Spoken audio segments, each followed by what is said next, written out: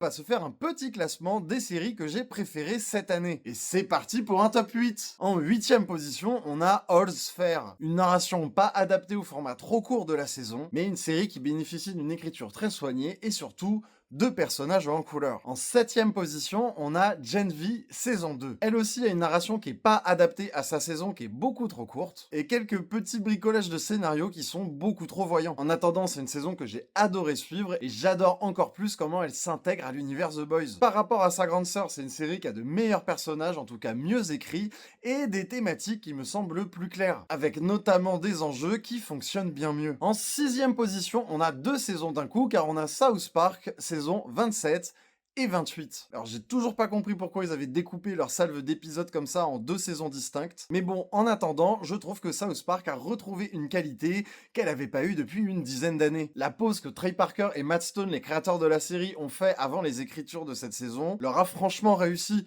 Et en plus, pendant des années, South Park osait pas aborder le problème de Donald Trump. Là, il l'attaque frontalement et c'est d'autant plus drôle et d'autant plus pertinent. En cinquième position, une autre série qu'on a suivie ensemble sur Crit My Cult, The War Between the Land and the Sea. Pour moi, c'est véritablement un sans faute, que ce soit l'acteur, la réalisation, l'écriture des personnages, et même l'écriture du scénario en elle-même, c'était parfait, c'est un petit bijou. Et si elle est que cinquième, c'est juste que selon moi, j'ai eu mieux cette année. Et c'est aussi pour ça que je tiens à vous faire ce classement, parce que c'est une très bonne année série cette année-là. Car en quatrième position, on a Doctor Who, saison 2. Encore une série qu'on a suivie ensemble sur Crit My Cult. C'est une saison qui m'a refait découvrir les frissons que j'avais pas eu depuis, on va dire, l'ère Matt Smith, l'ère Capaldi. L'épisode Interstellar Song Contest est clairement celui qui me reste le plus en tête, et j'ai trouvé de manière générale la saison excellemment tenue de bout en bout. C'est vraiment dommage que Shooty Gatwa ait déjà dû partir. Et puis ce cliffhanger de fin de saison et de régénération,